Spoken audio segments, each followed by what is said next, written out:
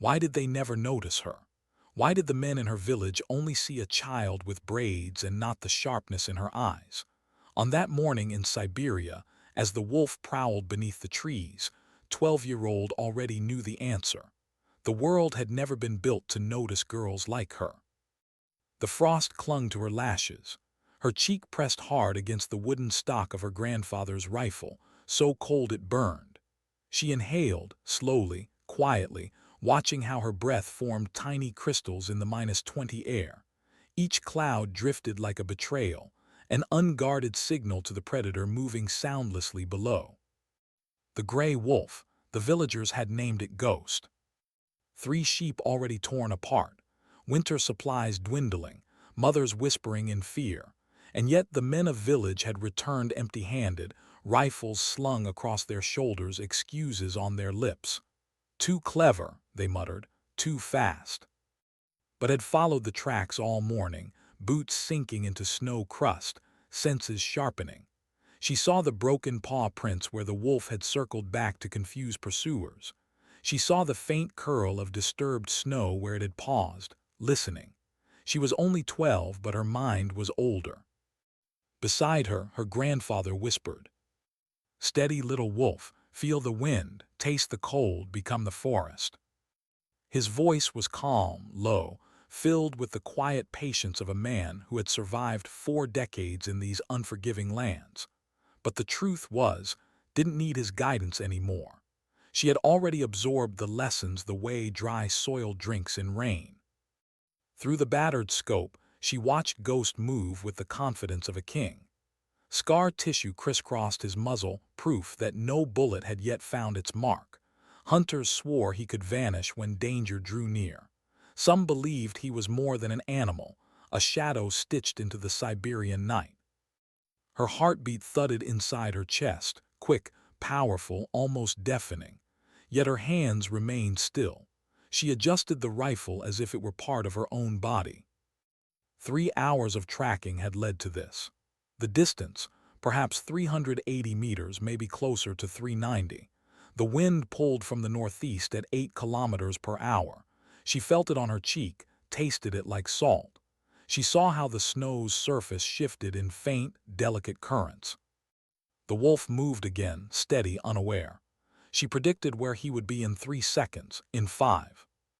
Her finger curled around the trigger.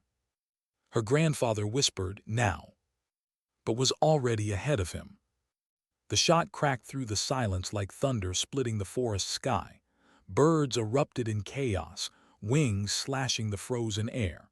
Echoes rolled across the valley. Far below, the gray wolf dropped without a sound. Exhaled, only then realizing she had been holding her breath. Raised his binoculars, stunned. 400 meters, moving target in this wind. He lowered them and stared at her as though seeing her for the first time. "I've hunted since before your mother was born. I've never seen a shot like that." They trudged down through the snow to the still form. The wolf's coat glistened silver, streaked with shadow. Its yellow eyes, so alive only moments ago, were already dull. Knelt, she touched its fur, soft, heavy with winter thickness. Her voice was barely a whisper. "I'm sorry, but you chose the wrong village." That night the villagers celebrated. Vodka poured. Songs rang out. Old men who once dismissed her as just another girl now stared in something like awe. The village hunter examined the clean wound and declared, "Perfect shot. This girl has the gift." But did not join in the laughter or the boasting. She sat in the corner, quietly dismantling her grandfather's rifle, cleaning each piece with slow precision. The wolf's death wasn't victory. It wasn't pride. It was something deeper, something she didn't yet have a name for. It was the stillness. The moment when breath, heartbeat, and world had become one line. That stillness was the only thing she wanted again. She didn't know it yet, but one day it would save the world. 6 years later stood before the military recruitment center. The building's gray facade loomed like judgment, its walls from years of storms and neglect. Her duffel bag hung from her shoulder, heavy not with clothes but with proof, shooting trophies, weather-stained logbooks, a letter of recommendation from her grandfather's old commander. At 18, she had grown lean and tall, her body sculpted by winters of hunting and silence. Her hair was pulled back tight, her face pale but unyielding. Her eyes, blue and cold, carried the weight of someone who had never missed a shot when it mattered. Inside, the air buzzed with the sound of nervous recruits. Young men shuffled papers, whispered about assignments, tested their posture like they were already in uniform. Stepped to the desk where Colonel sat, thick-set, gray-templed, with eyes that seemed to measure and dismiss in the same glance. He stamped documents with mechanical rhythm.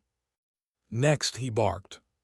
She set her papers down, requesting evaluation for sniper program. The colonel stopped mid-stroke. Slowly, he raised his head. His eyes flickered from her face to the name on the form, and then he laughed low, bitter. Sniper program. Little girl, this isn't summer camp. War isn't hunting rabbits for dinner. Her jaw tightened. Sir, if you would review my qualifications. Qualifications. His voice rose, drawing attention. Can you carry a wounded soldier twice your weight across a battlefield? Can you dig a foxhole in frozen ground for 12 hours straight? Can you kill a man at close range and watch the light leave his eyes? She held his gaze. Her voice was steady, controlled. I can put a bullet through a moving target at 800 meters in crosswind. Sir, I've hunted since I was 8. I've never missed when it mattered. The colonel's chair scraped back as he stood, his face flushed. This is the real military, not a village contest. Go find a husband, learn to cook borscht, leave the fighting to men. He crumpled her application, tossed it toward the wastebasket. Next. Laughter rippled across the room. One recruit muttered loudly, maybe she can knit us socks for patrol. His cheeks burned, but she did not flinch. She stood tall, eyes steady, the ridicule slicing at her but not breaking her.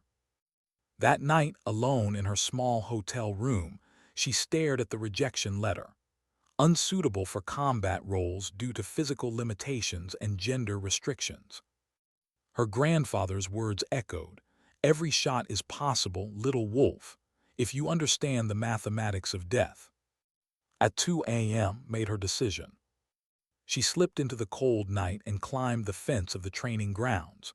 Shadows stretched long beneath the guard towers, but she had spent years learning silence, learning to move like the wolf she once hunted. She carried her grandfather's old rifle, and one playing card, the Queen of Hearts. At the far end of the range, she pinned it to a target, stepped back, 800 meters. The shot rang out, thunder on an empty field. When the guards arrived, they found the card pierced perfectly through its center. On the back, in her neat handwriting, 4 words. Reconsider your decision. By morning, the story had spread through the base. Soldiers whispered about the midnight shot. Some mocked her. Others were unsettled, but none could deny it. 3 days later, a black sedan pulled up outside her hotel. Colonel stepped out, face carved in stone. Get in, he growled. The ride was silent. His jaw clenched, his hands gripping the wheel so tightly the leather creaked. Stared out at the endless Russian steppe, her stomach twisting with dread and defiance. She had forced their hand, but now she would have to prove it wasn't luck. And as the base came into view, as rows of candidates in formation lifted their heads to see her, felt the weight of every laugh, every dismissal, every whispered insult. They were waiting for her to fail. But she was no longer the girl with frost on her lashes. She was the hunter who had killed Ghost. And she would remind them that sometimes the wolf you should fear isn't in the forest. It's the one they never saw coming. Why did their laughter sting more than the cold? Why did she feel her pulse throb in her ears as 23 men turned to look at her? The parade ground smelled of oil, steel, and damp earth. 23 male candidates stood in formation, uniforms crisp, boots polished. They were the elite prospects, athletes, sons of generals, university graduates whose fathers had secured them a place. They had been training for weeks, And now, to their disgust, they were being told to compete with a girl. Major Commander of the sniper program raised his voice. "Meet your final candidate. Miss has convinced certain parties she deserves a valuation." The men's eyes swept over with everything but respect. Some smirked, others whispered. One, a tall candidate with the shoulders of a weightlifter, laughed openly. "This is the famous midnight shooter. She looks like she'd blow over in a strong wind." "Quiet," Major snapped. His tone was sharp, but his eyes betrayed his agreement. The test was simple. Each candidate would fire 5 rounds at increasing distances, from 800 meters out to 1,500. The wind gusted across the range, a cruel test even for veterans. The recruits stepped forward one by one. A former Olympic shooter hit 3 of 5. Another managed 4. Most landed only 2 or 3. The wind chewed bullets sideways, the targets mocked their confidence. And then called, "Your turn." The murmurs grew. She stepped forward. Her boots crunched against gravel. The weapon she was handed was a SVD, battered, its stock worn smooth, its scope slightly loose. The others had newer rifles, clean barrels. Hers had seen years of hands, years of war. She didn't complain. She only adjusted the scope mount with a twist of her fingers, felt the weight, smelled the faint burn of oil and dust. She had hunted wolves with worse. She lay prone, the rifle pressed into her shoulder. The first target, 800 meters. The wind brushed her cheek. She closed her eyes, feeling it, counting the rhythm of its breath. She opened them, exhaled, squeezed. The shot cracked. "Center mass hit," the range officer called. She adjusted for the second target, 1,000 meters. The whispers had quieted. Another shot, another perfect hit. At 1,200 meters, she slowed, reading the shifting grass. She fired. "Perfect hit," the officer confirmed, astonished. Now the crowd was silent. 1,400. The wind danced, unpredictable. Her finger rested light on the trigger, her breathing slower than her heartbeat. The rifle barked. Gasps followed. Another clean strike. And then 1,500 meters. The distance that had broken half the men before her. She steadied the glass of the scope fogged slightly at its edges. The world shrank to a sliver, a shape in the distance. The wind gusted, then steadied. She led by inches, compensated with instinct older than mathematics. Her finger pressed. The round flew, distant seconds passing like eternity. The target shuddered. "Perfect center hit," the officer said, voice hushed. 5 shots, 5 kills. The parade ground fell utterly still. She lowered the rifle, stood, and brushed dirt from her knees. Her pulse slowed to normal. She met no one's eyes. In the silence, someone whispered, "Impossible." 2 weeks later, stood in Major's office, the certificate in her hand still warm from the printer. Around her, the male recruits were receiving their assignments, special forces units, reconnaissance, active combat deployments.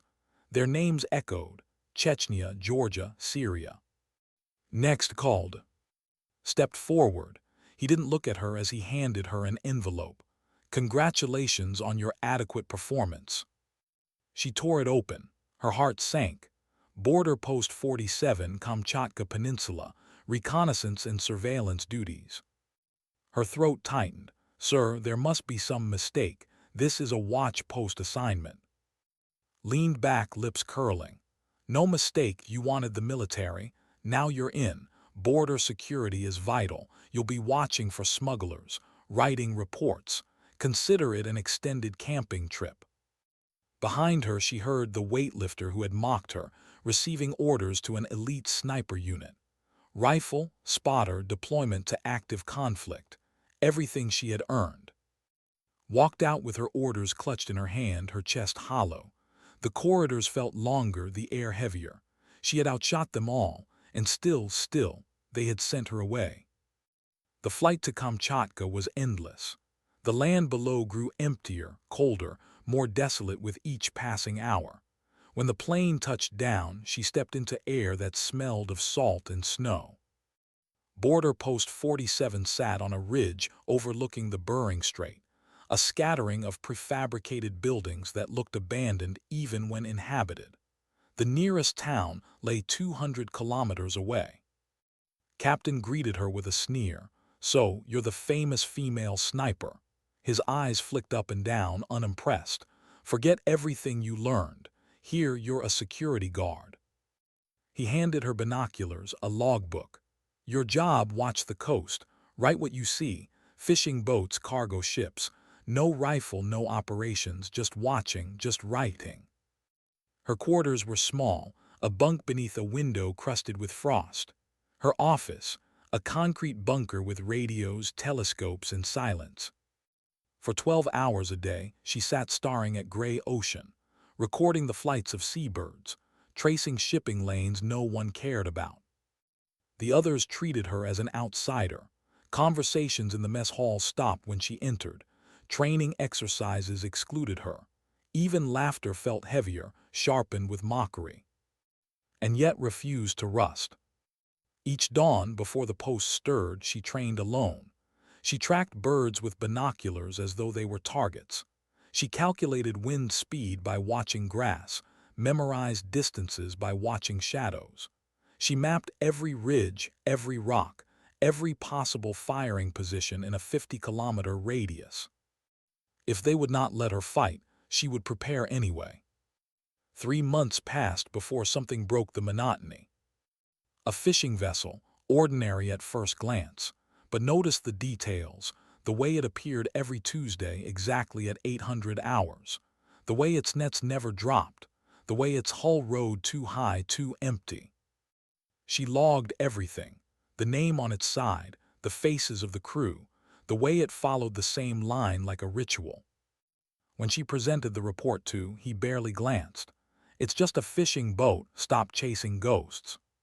She bit her tongue, nodded, walked away.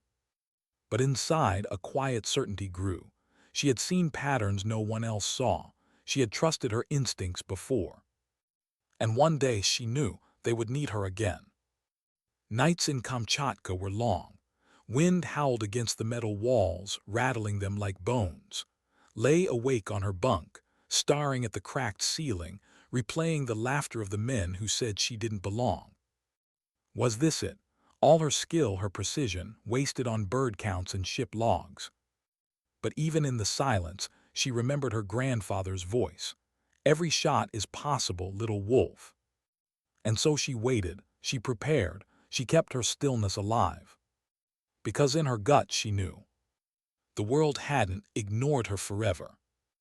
It was only waiting for the moment when ignoring her would no longer be possible. What wakes you faster? The blare of a siren, or the sound of a world collapsing? It was 3:47 a.m. when the emergency broadcast jolted from her chair. The radio hissed with static, Moscow's voice breaking through like a storm. "All units, priority Alpha alert. General Victor has seized the nuclear research facility with 200 armed insurgents. Facility contains active nuclear material and weapons-grade plutonium." Froze, her pencil dropped, rolling across the logbook where she'd been recording nothing more threatening than gull migrations. She knew that name, everyone in uniform did. Victor, hero of 3 wars, decorated, ruthless, called the Iron Wolf. But something had broken in him 2 years ago after his son bled out on a Moscow subway floor in a terrorist bombing. Since then, whispers followed him like shadows: anger, obsession, madness. Captain burst into the bunker, face pale in the green glow of the consoles. "Get Moscow on the secure channel, now." His hands moved automatically, tuning dials, steadying her voice. The reply came through, brittle with tension. "Border Post 47.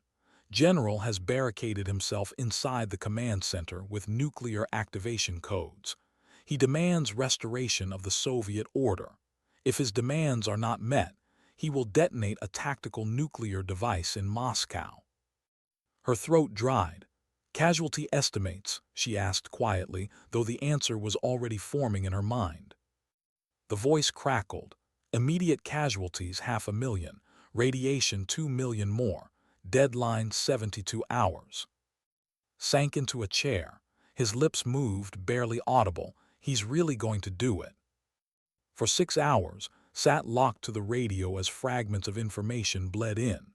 Had executed 3 scientists to prove his resolve. Satellite images showed a briefcase-sized device carried to the facility's rooftop. 15 kilotons of quiet death, enough to turn Moscow into ash. Markets crashed, troops mobilized. Evacuation began. 12 million people, too many to save in 3 days. The world held its breath. But's hands weren't idle. She pulled maps from drawers, spread them across the steel table. Her pencil scratched furious calculations, distances, flight times, angles. The facility lay 4,200 kilometers from her post, impossibly far, out of reach. And yet her instincts told her something terrible. No conventional plan would succeed. She marked the perimeters, the flat terrain surrounding the compound for 3 kilometers in every direction. No cover, no shadows. Every approach was a graveyard waiting to be filled. She whispered to herself, "This fortress, it can't be taken by force."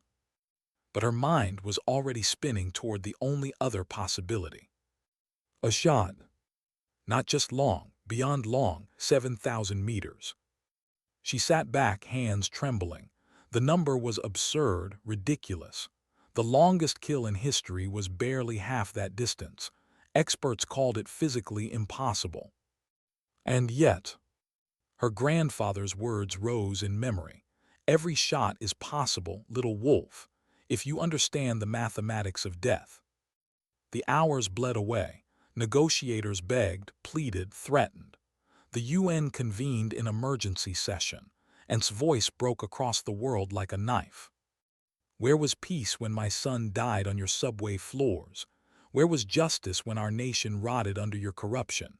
You have 24 hours, or Moscow burns. And to prove it wasn't bluff, he executed more hostages, scientists dragged into the courtyard, bullets fired for the satellites to see.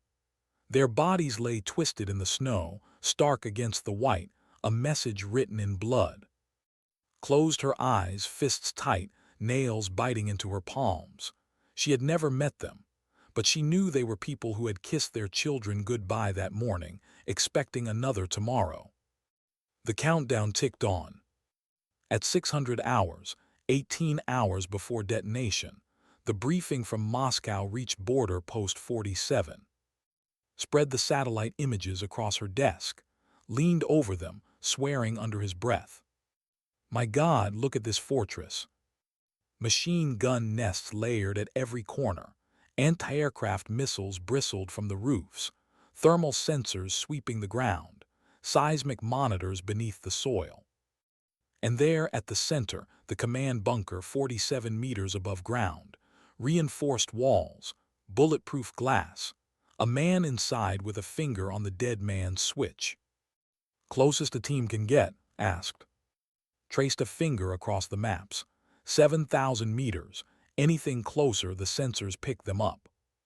7,000. The number mocked her. Her hands went to her calculator. She scribbled notes. Bullet drop nearly 200 meters. Wind drift dozens more. Earth's rotation itself bending the path. Muttered, physically impossible. No weapon can reach. But wasn't listening. She was already calculating angles, trajectories, the arc of a bullet through thin, frozen air.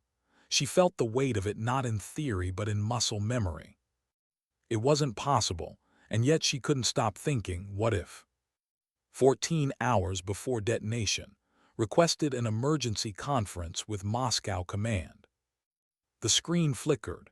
In a bunker beneath the Kremlin, grim faces appeared.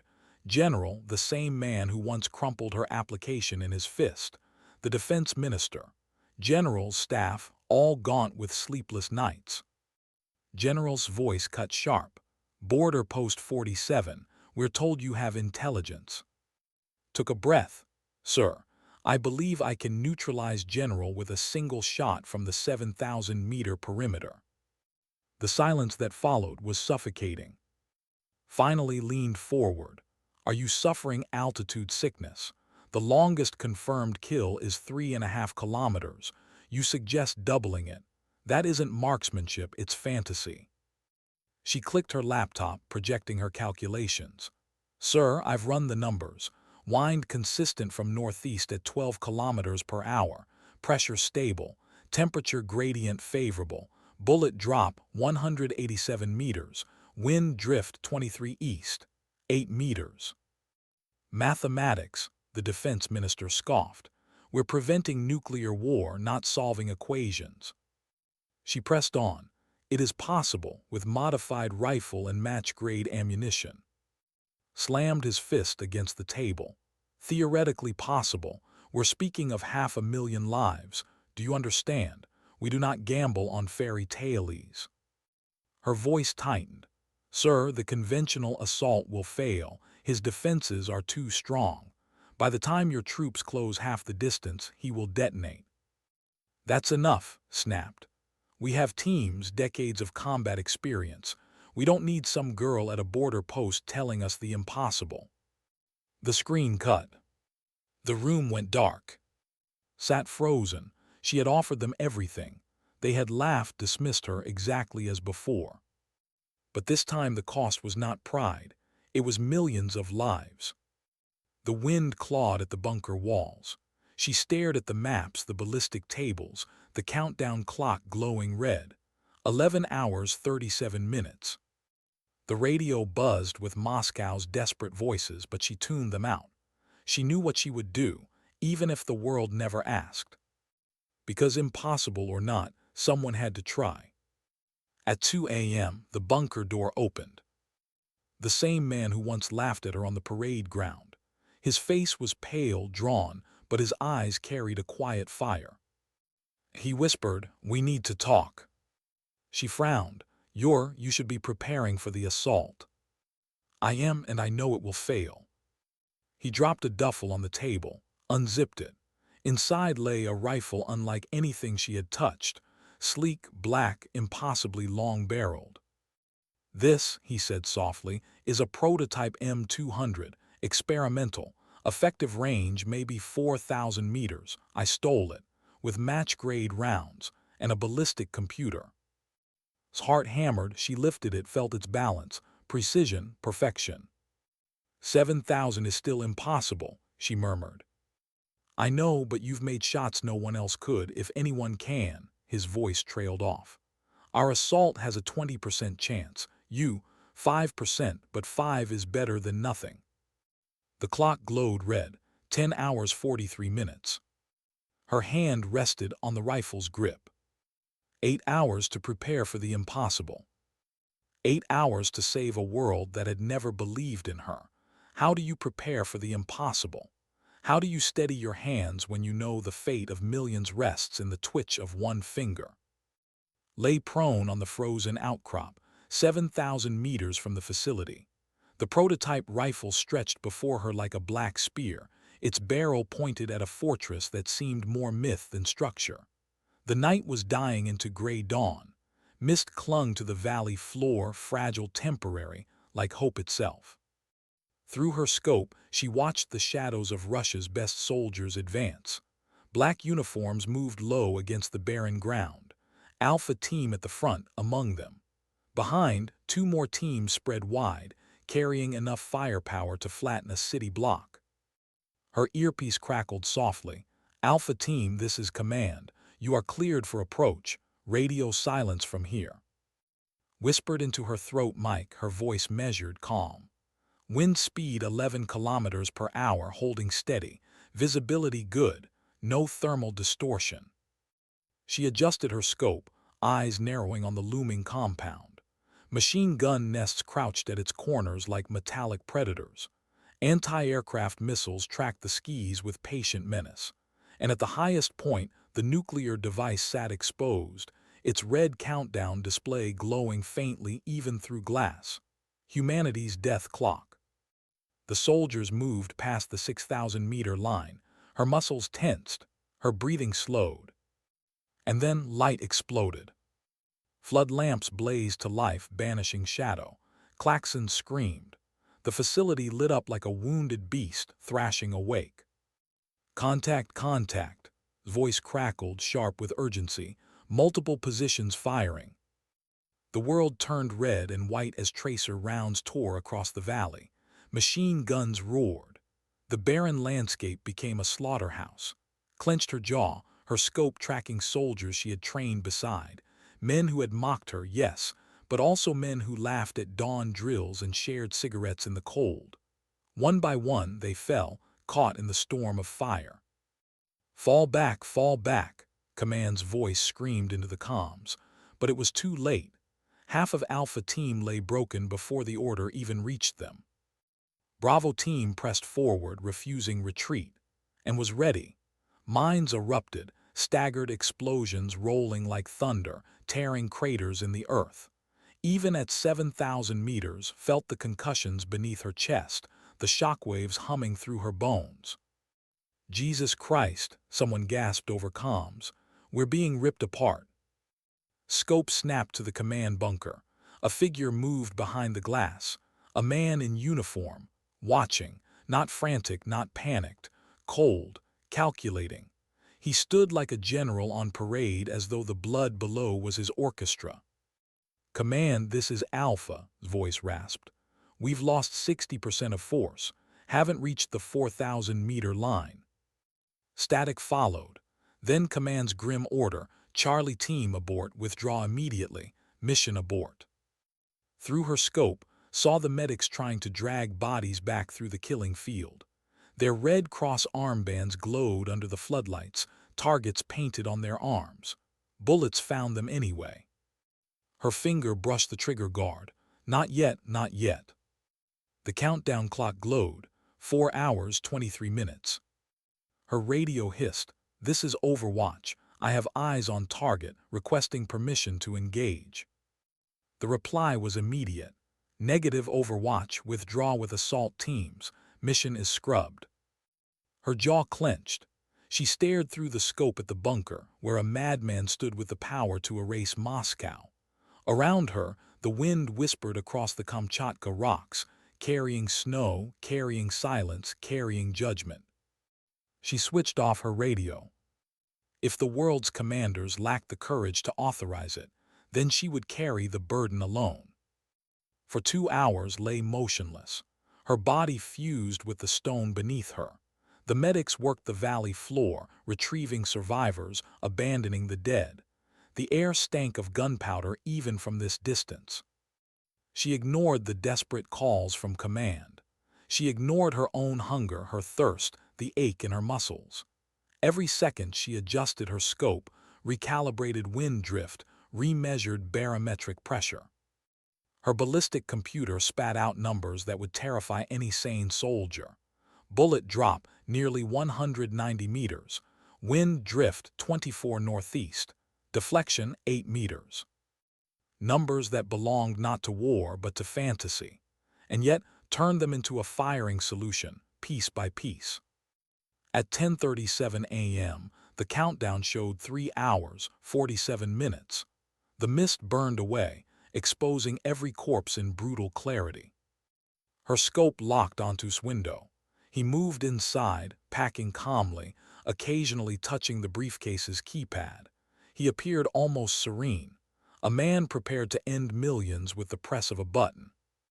Her radio crackled with Moscow's desperation. Nuclear timer 3 hours, 43 minutes. Evacuation of Moscow proceeding. 2 million civilians out. 10 million remain. We will not make it in time. The UN Security Council's voice broke through next. All units, any means necessary. Prevent detonation at all costs. Her breath slowed. Her world narrowed to crosshairs. Then General's voice, raw, trembling. If there are any assets in position with capability to engage, you are authorized. God help us all. Her hand keyed the radio for the first time in hours. Her voice calm, steady, but weighted with history. Command, this is Overwatch. I have maintained position, prepared to engage. The silence lasted 17 seconds. Then Overwatch, confirm. Yes, sir. Arguments erupted in the background, voices clashing, anger, fear. Finally, returned, voice breaking under the weight of decision. If you think you can make this shot, you are cleared hot. She lowered her cheek to the rifle stock. The crosshairs centered on a tiny silhouette 7,000 meters away. Copy command, engaging target. Her world shrank to the space between heartbeats. She waited, 27 minutes without moving, every muscle frozen, every thought burned down to calculation. The wind gauge read 10.8 kilometers northeast. Pressure steady. Temperature -12°C, cold enough to harden steel, fast enough to speed the bullet's flight by fractions of a percent. Inside the bunker, turned in a pattern. Every 5 minutes he faced the window for exactly 4.2 seconds. That would be her window. Her finger curled lightly around the trigger. Wind shift. His voice broke through her comms in a whisper, faint but urgent. Reading 11.2. A tiny adjustment. At 7,000 meters, even half a kilometer of meant a miss by meters. She corrected by instinct. The countdown on her display glowed red. 3 hours, 12 minutes. Turned. Her mind whispered numbers. Velocity 914 meters per second. Flight time 8.2 seconds. Drop 189 meters. Drift 24.8, 8.1. Her chest rose, fell. She exhaled half her breath, held the rest. Her finger completed its press. The M200 roared. The recoil jolted her shoulder, but her eye never left the scope. 8.2 seconds. A piece of metal the size of her thumb flew across 7 kilometers of air, bending with gravity, pushed by wind, twisted by Earth's rotation. Through her scope still stood unaware. Then the glass spiderwebbed, his head snapped back, his body crumpled. The briefcase tumbled from his hands. The countdown display froze in vision. 3 hours, 11 minutes, 23 seconds. The man who could end millions was gone. 17 seconds of silence followed, an eerie stillness, as though the world itself forgot how to breathe. Then radio chaos. Command, single rifle shot detected northeast. Can anyone confirm? Overwatch, report target status. Voice flat, calm, final, target neutralized, center mass confirmed, nuclear threat removed.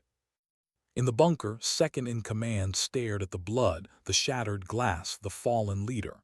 His transmission reached every unit, every ear in Moscow. General is dead. The codes died with him, device armed but cannot activate. And as white flags rose above the fortress windows, as weapons clattered to the ground, the voice from Moscow command echoed. All units, nuclear threat neutralized.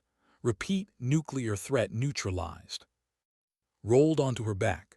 Staring at the gray Kamchatka sky, the rifle cooling at her side, she felt not triumph, not pride. Only exhaustion. The impossible had been done. The world had been saved. And yet all she felt was tired. What happens after you save the world? Do they carry you on their shoulders? Do they sing your name? Or do they bury you in silence? 3 weeks after her impossible shot, sat in a sterile debriefing room deep beneath the Ministry of Defense. Fluorescent lights buzzed overhead, cold and indifferent. A long metal table separated her from a panel of officers, whose faces carried the look of men who had swallowed something bitter but would never admit it. The official report lay open before them, its pages crisp, already heavy with lies. Colonel cleared his throat and read from the findings. The successful neutralization of the nuclear threat was achieved through coordinated sniper operations and tactical precision strikes by multiple assets. His jaw tightened. She had heard many insults in her short military career, but this one cut deeper than them all. She leaned forward, voice sharp but steady. Sir, with respect, that's not what happened. There were no multiple assets. I was the only sniper in position. I made the shot. General, who once crumpled her application like trash, now stared at the table as if it might swallow him whole. He couldn't meet her eyes. Sergeant continued smoothly, the official record must reflect the coordinated nature of the operation. Multiple factors contributed to success. Multiple factors. Her voice carried an edge that made the room stiffen. The assault teams never made it past 5,000 meters. They were dying in the minefield while I engaged. There was no coordinated assault. There was one shot, my shot. Defense Minister leaned forward, his expression carved from stone. Young lady, you must understand the broader implications. The international community needs to see Russia's military responded with professionalism, unity, and planning, not individual recklessness. His hands clenched on the table. She stared at them, these men who would sign papers, shake hands with diplomats, and pretend her bullet had not saved them all. You don't want the world to know the truth, she whispered, because the truth is inconvenient. A woman, alone, doing what you all said was impossible. Silence fell heavy, suffocating. General finally lifted his gaze. For the briefest moment, she saw something flicker in his eyes, not pride, not respect, but shame. Sergeant, he said softly, you are being recommended for the Order of Military Merit. She almost laughed. The same medal you give to supply clerks who don't lose paperwork. Sir, I made a 7,000-meter shot under conditions that physics, and you want to pretend it was a team effort. No one replied. They dismissed her with a curt nod.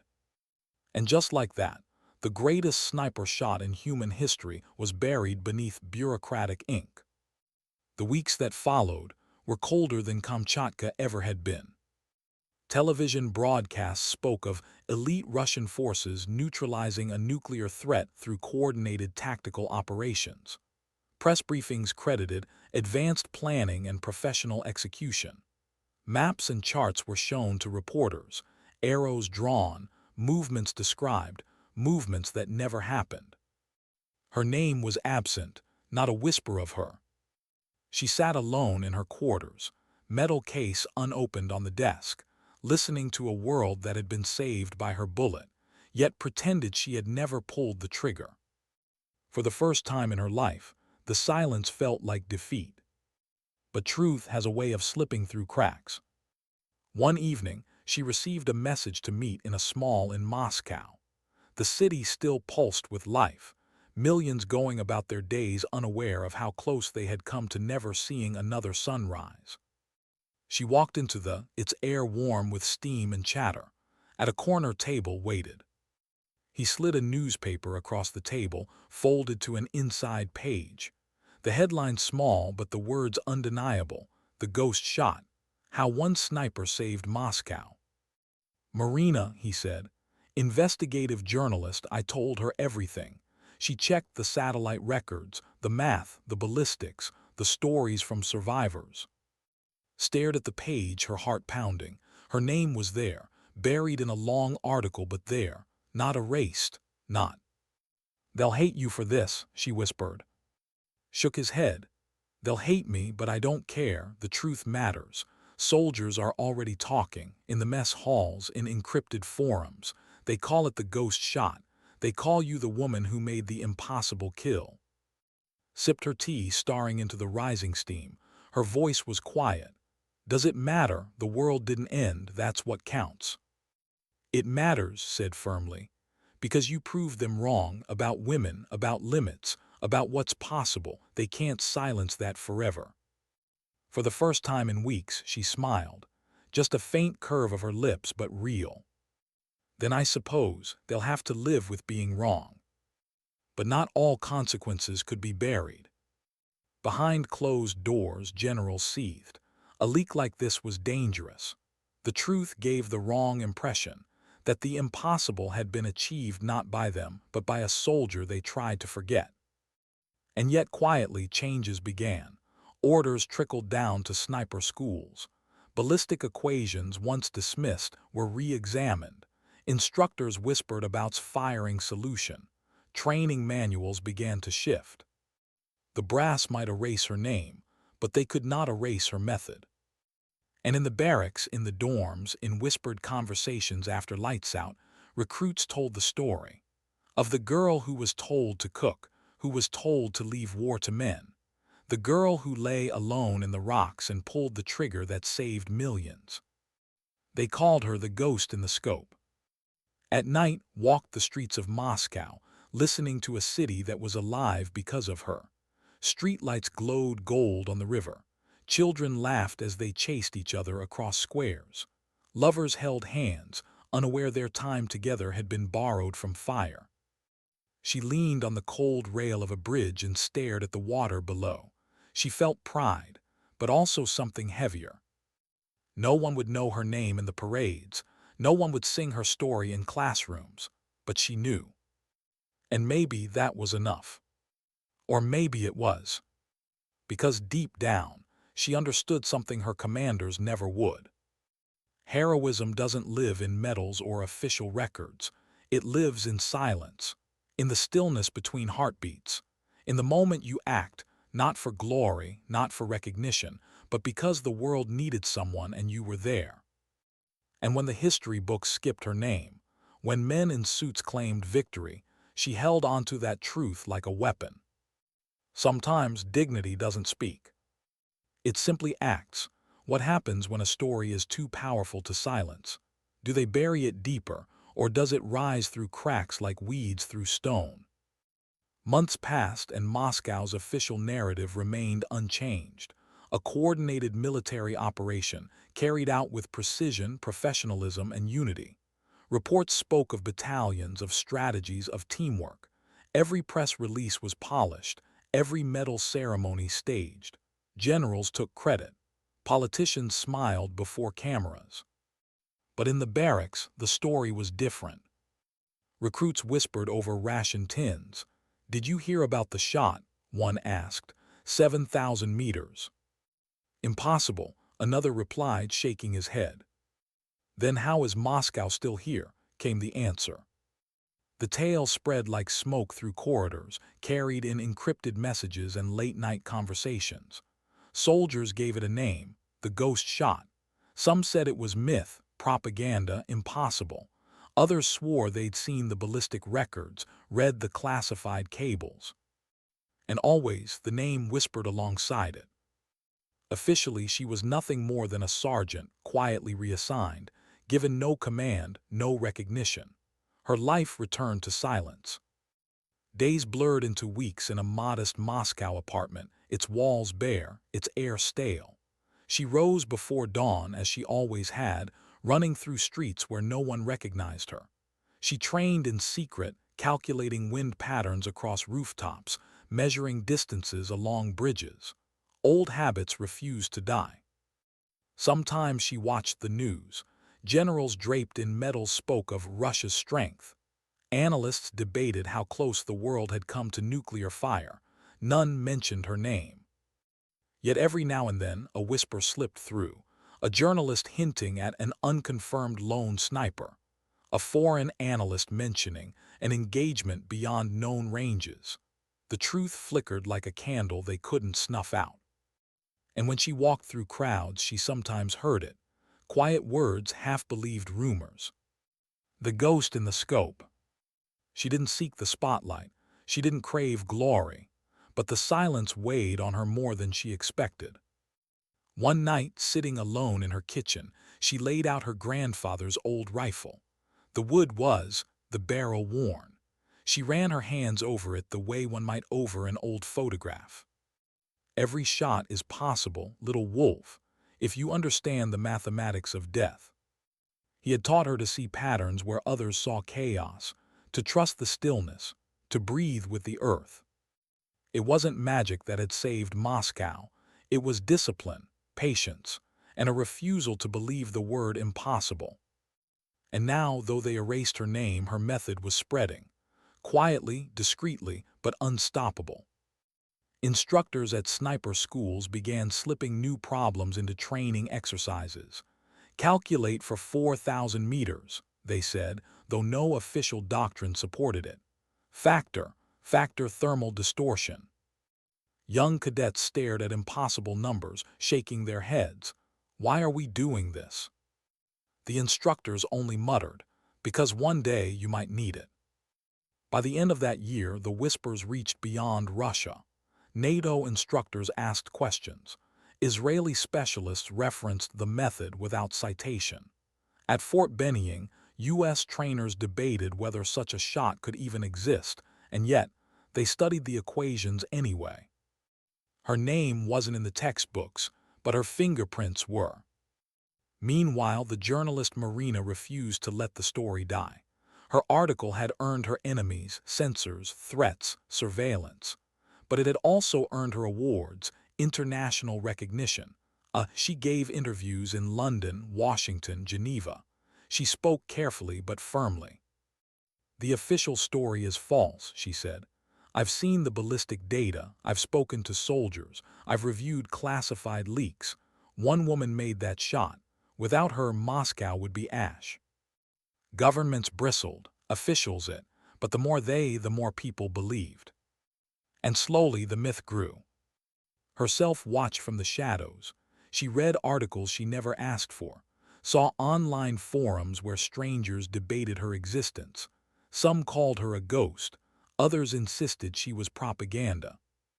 She never commented, she never replied. But in quiet moments she wondered, was she still herself, or had she become nothing more than a story? It wasn't only soldiers who carried the tale.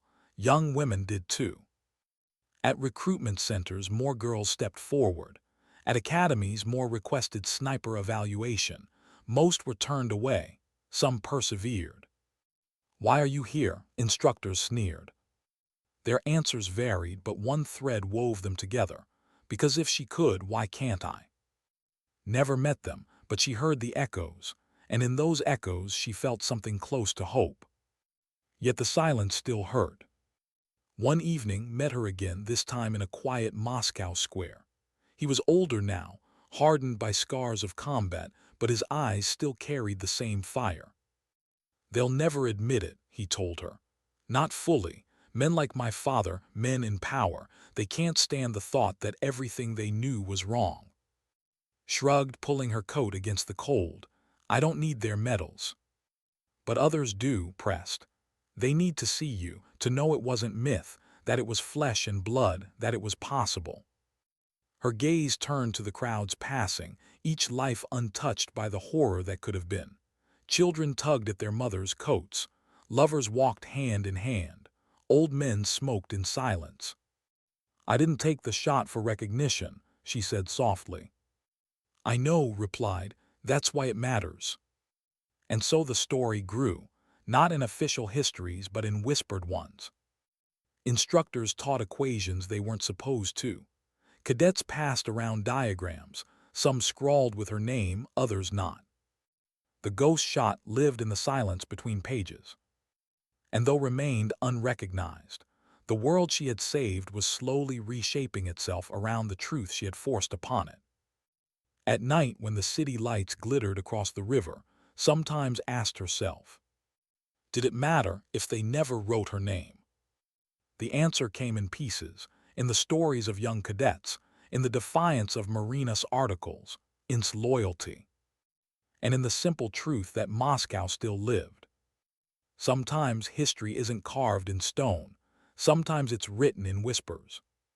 And sometimes those whispers outlast the silence of men in power. What becomes of a soldier when the battlefield is behind her, but the war inside never ends? Years passed. Moscow rebuilt, its skyline glowing brighter than ever, as if daring the world to forget how close it had come to vanishing. Children born after the crisis played in streets where radiation might have fallen. New presidents rose, old ones faded. Time moved on. But for time never softened. It only carved her sharper. She lived quietly outside Moscow in a cabin near the forests where snow fell thick and silence was deep. The rifle that had once carried the weight of the world rested on a shelf, oiled, immaculate, untouched for years. She rarely spoke of it. When people asked about her service, she answered in fragments. Border post, cold winters, nothing special. But the truth, her truth, would not stay buried. The whispers of the ghost shot had grown into something more. Military academies across continents now included her firing solution in their curriculum, though her name still rarely appeared. Cadets solved equations of wind drift and effect that had once been dismissed as fantasy. And eventually the call came. The International Sniper Academy in Switzerland extended a discreet invitation, not to lecture, not to boast, but to teach. Hesitated. For years she had lived in shadows, neither fully forgotten nor fully acknowledged. To step into light again meant facing questions, ghosts, memories she had spent years locking away. But something in her chest, quiet, stubborn, unyielding, answered before her lips did. Yes. The academy was perched high in the Alps, surrounded by peaks so white they seemed to scrape heaven. Recruits from 20 nations trained together, their languages mixing into a single rhythm of discipline and fire. When first walked onto the firing range, whispers rippled like wind through grass. They knew her, some only as rumor, some as legend. Some didn't believe she existed until that moment. She said nothing at first. She only laid her hands on the rifle set before her, sighted downrange and squeezed off a shot at 2,000 meters. The bullet struck true, dead center. The silence that followed was reverent. Then she spoke. The rifle doesn't care if you're a man or woman. The bullet doesn't care if the world says impossible. The only thing that matters is stillness, discipline, and the refusal to accept limits placed by others. Her voice was low, even deliberate. Every word struck like a hammer. For weeks she drilled them, not on bravado, not on speed, on patience. She had them lie prone for hours, unmoving in biting cold. She taught them to feel wind with their skin, to listen to the way trees bent, to count heartbeats between breaths. One cadet, a young woman from Canada, asked hesitantly, "Ma'am, did you really make the 7,000-meter shot?" His eyes met hers. For a moment the memory rose mist on the valley, packing in his glass fortress, the world balanced on the edge of annihilation. She didn't answer directly. She only said, "I learned that distance is only a number. Numbers bend to patience, to discipline, to belief." The cadet nodded, her eyes alight. Saw herself in that fire, the girl who once fought to be heard, dismissed, laughed at, told to cook instead of fight. The girl who refused to break. At night after training, walked the alpine trails alone. The air was sharp, clean, too pure for the memories she carried. She thought often of the men who died in that valley at the Cut Down, the medics who never came back, the scientists executed in front of satellites. Their ghosts walked with her. Sometimes she asked herself if the shot had been worth it. Yes, Moscow still stood. Yes, millions lived. But the faces of those who didn't, they lingered. She had saved the world, but she hadn't saved everyone. And that truth was heavier than any rifle. One evening, she gathered her class on the ridge as the sun bled across the Alps. Shadows stretched long, mountains lit like fire. She told them something she had never said aloud before. Courage isn't pulling the trigger. Courage is lying there, knowing you might fail, knowing the world may never forgive you if you do, and still refusing to quit. Courage is silence, and sometimes courage is being erased from history and choosing to live with that. The recruits listened in stillness, the wind carrying her words like scripture. "Do not seek glory," she finished softly. "Seek accuracy, seek patience, seek truth. The rest will come or it won't, but if you do your part, the world may live another day." And in their young eyes, wide and burning, she saw that her ghost had become a seed. Years of instruction followed.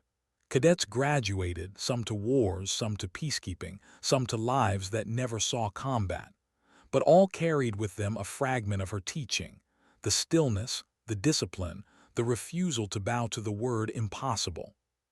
Somewhere in deserts, others in jungles, others in cities under siege, her students would one day lie prone, breathing with the earth, And remember the quiet woman who taught them that math could defy fate.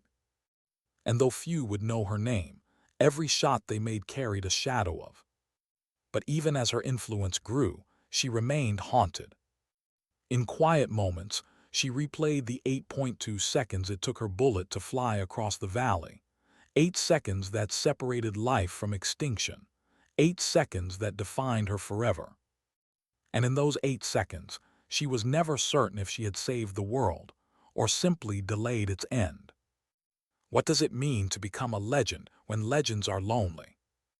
Never sought the title, she only sought the truth in her scope. And yet, as she stood before new generations of snipers, she understood, legends are not about recognition. They are about transmission, about passing on something that outlives you. She would never be paraded. She would never see her face on stamps or in history books, but she had become something more enduring, an idea. The ghost shot, the proof that impossible could bend. And sometimes that was enough. What do you leave behind when the rifles are silent, when your hands no longer steady, when the years have carved lines across your face?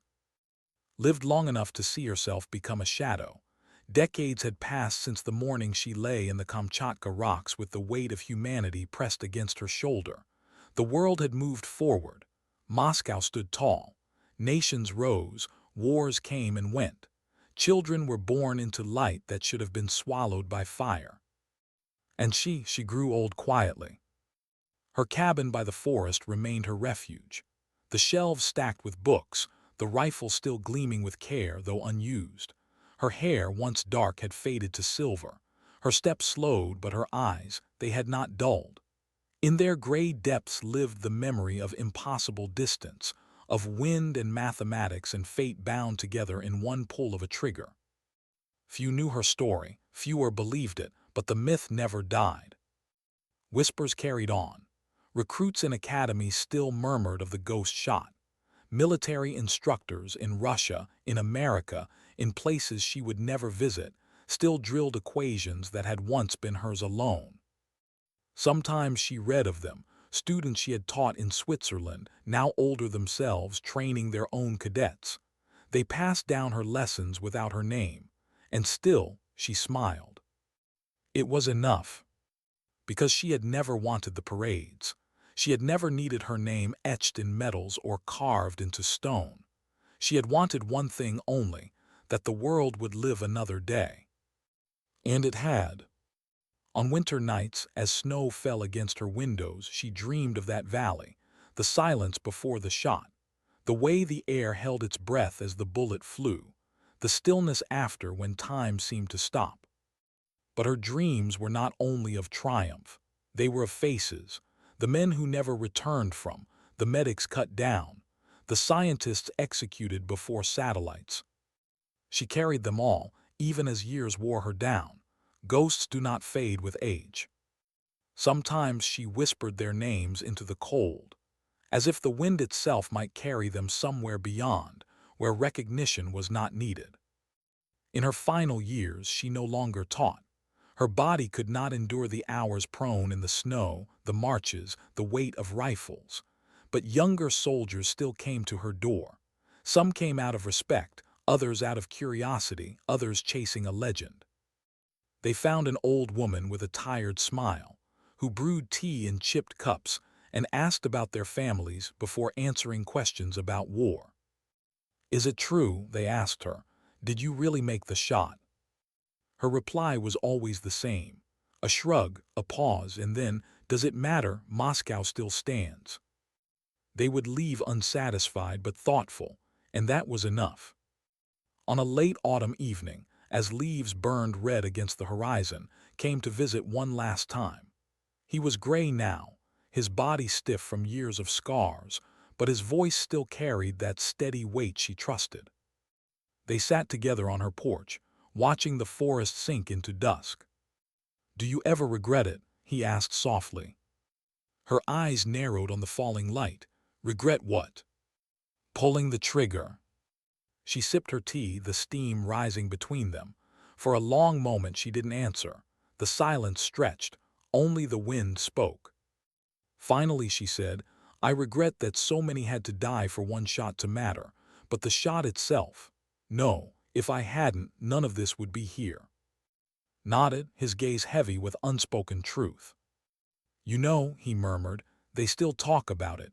They still argue if it was possible. Some call it propaganda. Others swear it's the greatest shot in history. She smiled faintly. Let them argue. My bullet doesn't care what they believe. It already flew. They sat until stars filled the sky, the silence between them not empty but full. Years later passed quietly in her sleep. No headlines announced it. No general stood at her grave. Her funeral was small, attended by few. Was there. So was Marina, older now, still carrying her journalist's fire. A handful of her former students stood in silence, saluting a coffin draped in plain cloth. There were no medals on display, no speeches of glory, just the sound of wind moving through the trees, steady, eternal. But across the world, in barracks and ranges, cadets still spoke of the ghost shot. Instructors still taught calculations that bore her fingerprints. Her story lived not in books, but in whispers, in discipline, in belief. And perhaps that was always the way it should be. Because legends are not meant to shine in parades. They are meant to haunt, to remind us of what is possible. Was ignored when she applied, mocked when she trained, buried when she succeeded, and yet she did not break. She acted, and because of that, the world lived another day.